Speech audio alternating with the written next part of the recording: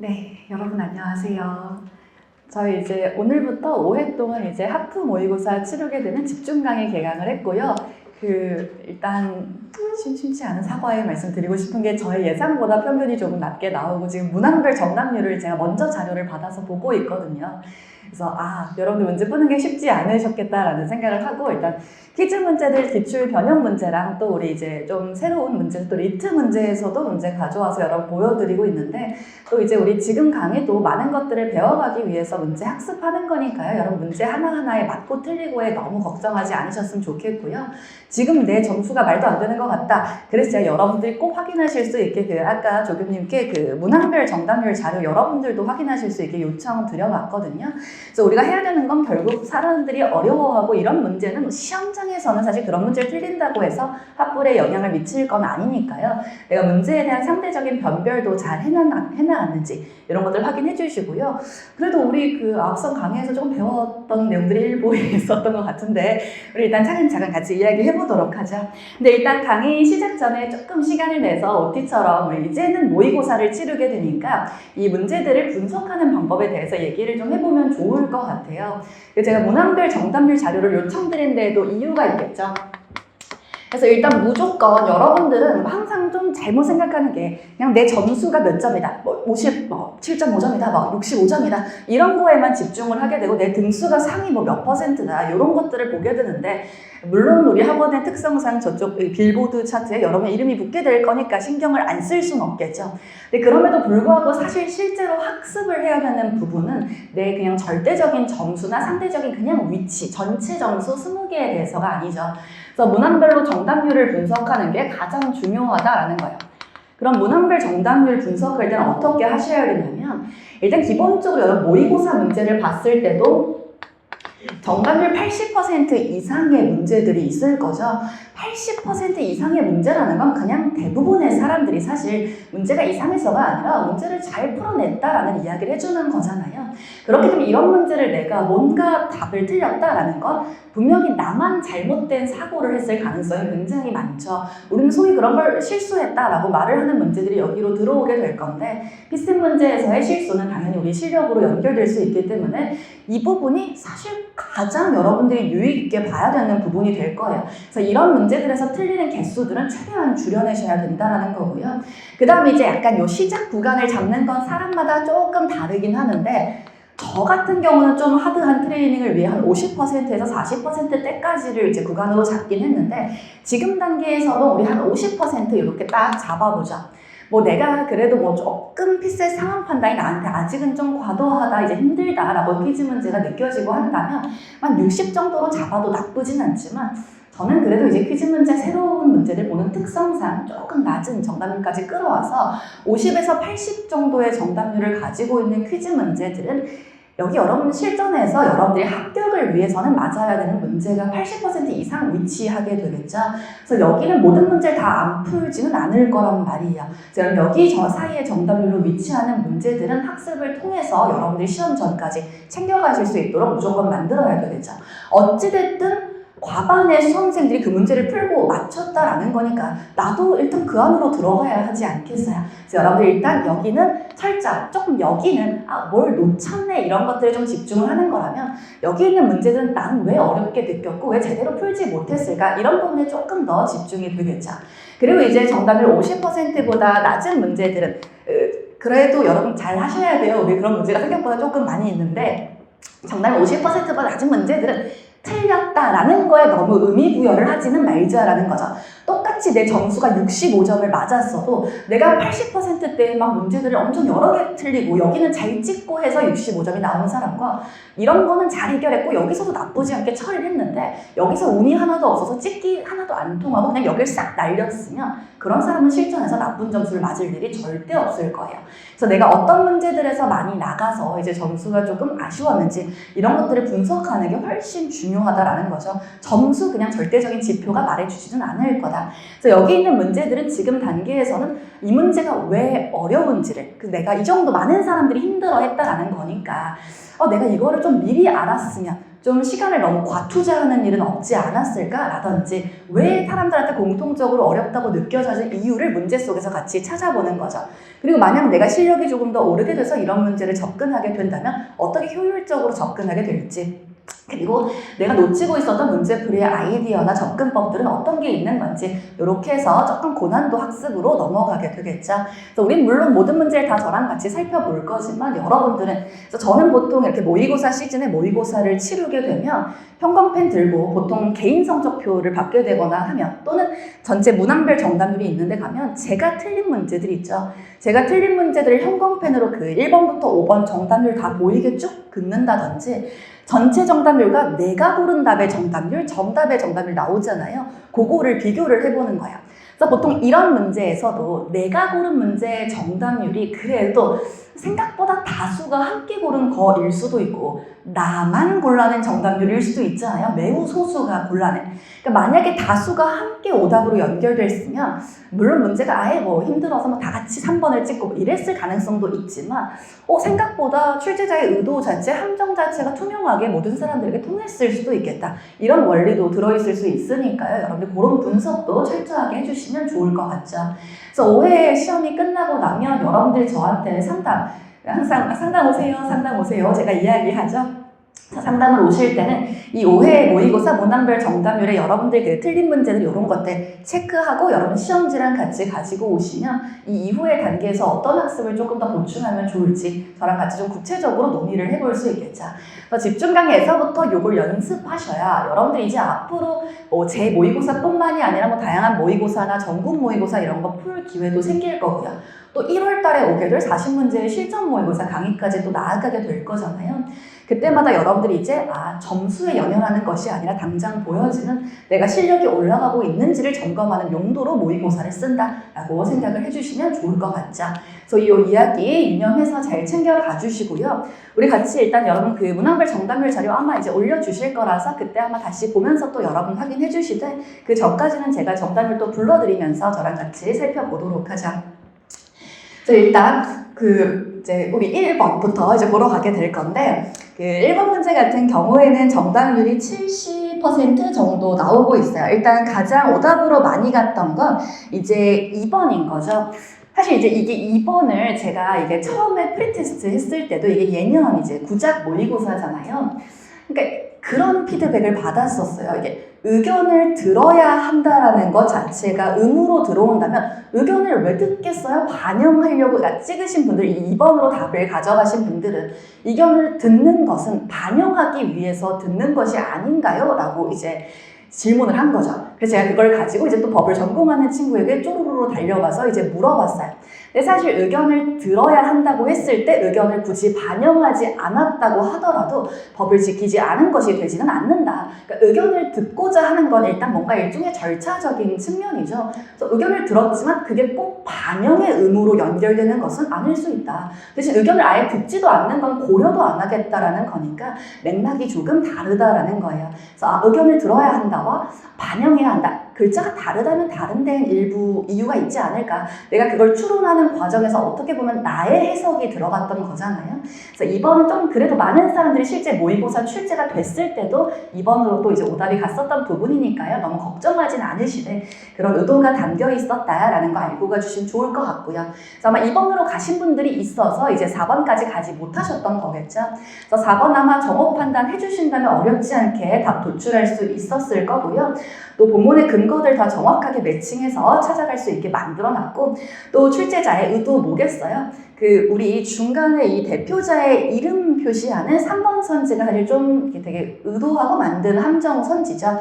물론 오답으로 많은 분들이 이제 연결되진 않았지만, 보시면 5호죠. 중간에 네모조의 5호가 3번 선지의 근거가 되는 부분이 될 건데, 보시면 제조자 또는 공급자의 이름, 법인인 경우에는 명칭을만 한다라고 말을 해주죠. 그래서 법인일 때는 법인 대표의 이름이 아니라 법인의 명칭을 여기다가 적시해줘야 된다라는 이야기. 어렵지 않게 우리 이런 괄호의 내용들은 늘 오답 선지로 구성되고 하니까요. 챙겨가 주시면 좋을 것 같아요.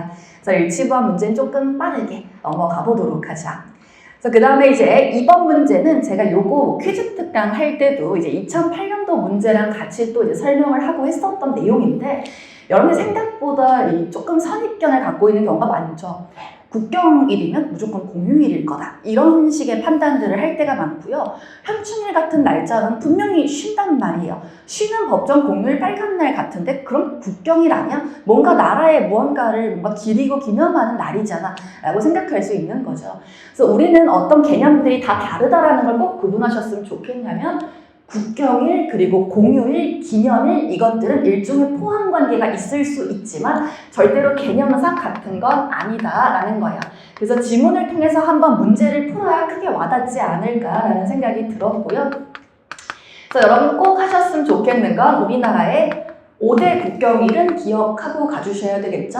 5대 국경일 날짜부터 한번 정리해보죠. 그러면 당연히 3.1절 있을 거고요. 7월 17일 제헌절 있을 거고요. 그 다음 언제? 8월 15일 광복절 있을 거고요. 10월 3일 전지가 개벽한 개천절 있을 거고요. 그리고 10월 9일이죠.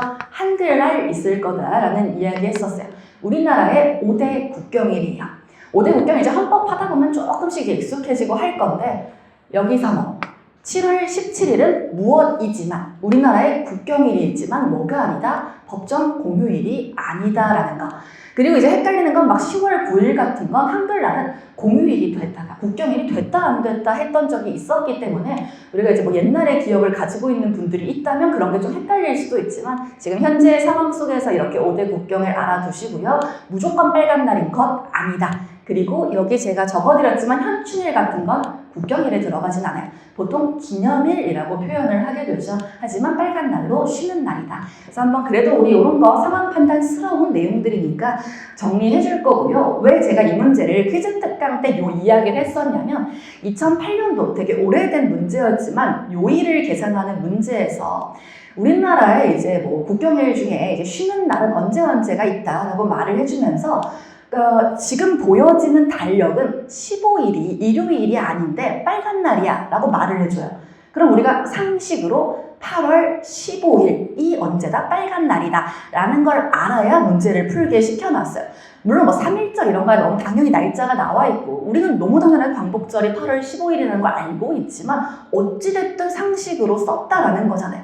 그런 게 제헌절이나 개천절에 들어오지 않으리란 보장도 없을 거니까요. 요 정도는 알고 가자라는 이야기 해드리고 있죠. 그래서 정답률 90%고요. 우리 1번부터 2번, 3번, 5번 모두 오답 이제 갔던 비율 똑같이 조금씩 있으니까요. 우리 답 이제 리뷰만 해주시면 충분히 잘 도출할 수 있을 거다라고 생각하니까 넘어가 보도록 하자. 그 다음에 이제 3번 문제도 정답률 70% 나오고요. 1번과 2번 모두 오답 일부 있다라는 거 확인이 되는 것 같아요. 일단 우리 1, 2번 같이 확인을 해보죠. 1번 같은 경우에는 일단 문화재 수리기술사가 다시 될 수 있냐 없냐에 대한 이야기를 해주고 있고요. 이 문화재 수리기술사가 될 수 있는지 여부에 대한 이야기는 네모조에 사실 들어있죠. 그래서 여기로 오게 되면 3호에서 역시나 무슨 이야기를 해주고 있다? 실측 설계 도서의 작성 업무를 하는 자만 이 건축사법 위반으로 인해서 그 뒤에 적용을 받게 된다라는 이야기를 하고 있는 거죠. 그래서 요거 확인을 시키고 있었다. 역시나 괄호 안의 내용 우리 누락 없이 찾을 수 있는가. 딱 건축사법이라고 정확하게 이야기해주고 있고요. 문제의 편의상 제가 저 괄호의 위치를 조금 조정할까 했었다가 이게 원래 실제 법조문이 괄호가 저기에 들어있어서 그냥 보여드린 거니까요. 한번 확인해 주시고요. 그 다음 이제 2번 같은 경우에도 보면 이 필기시험 면제. 여러분 이거 기출에 나왔던 함정 장치죠. 한 해 무조건 한 번씩의 시험이 치러질 거라는 건 우리의 그냥 선입견이잖아요. 분명히 하나의 연도 안에도 2회 이상의 시험이 치러진다면 다음 회차의 시험은 그 해 안에 있을지 다음 해로 넘어갈지 내가 단언할 수 없다. 요 함정 이미 여러 번 기출에 등장했었으니까요. 주의 깊게 틀리신 분들 챙겨가 주시면 좋을 것 같고요. 그래서 나머지 이제 여러분들 3번, 4번 이제 내려가 주시면 정답 도출하는데 어렵지 않았을 거다. 그리고 3번도 이미 기출에 나왔던 함정을 끊고 온 거예요. 여러분 과실을 따질 때 중과실인지 경과실인지 여부를 따질 때와 그걸 굳이 구분짓지 않을 때가 있거든요. 그리고 과실이 있는지 없는지 자체를 고려하지 않을 때도 있고요. 그래서 이 과실, 고의와 과실 여부를 이걸 어떻게 고려하는지 법조문마다 다 다르게 명시되어 있으니까 정확하게 점검해 주시면 좋을 것 같아요. 그래서 1, 2, 3번 이렇게 확인됐고요. 4번과 5번의 답의 근거는 어렵지 않게 찾으실 수 있을 거예요. 그리고 4번으로 넘어가 보자. 일단 4번은 정답 비율이 굉장히 낮아요. 여러분 오답 많이들 가셨죠? 정답 비율이 38% 정도밖에 되지 않는다. 근데 오답은 고르게 갔어요. 1, 3, 4, 5번에. 그러니까 여러분 정답을 못 찾았다라고 생각하신 분들이 꽤 있지 않았나 라고 느껴지고요. 일단 출제자의 의도와 함께 이야기 확인을 해보도록 하자. 일단 보면 지금 현재 상황 주어져 있는데 구체적인 날짜와 여러 명의 등장인물 나타나고 있죠. 2022년 2월 1일 그런 날짜가 뭐예요? 민간 부문에서 업무 활동을 했던 갑이 A 부처의 고위공직자로 임용되고 이제 임기가 개시된 날을 2022년 2월 1일로 제시를 해주고 있어요. 그랬을 때 이제 공공기관 B에서 일하는 이제 공무원을이 2022년 1월 3일 부동산을 취급하지 않는 C기관으로 이제 뭐 소속이 변경됐다라고 말을 해주고 있죠.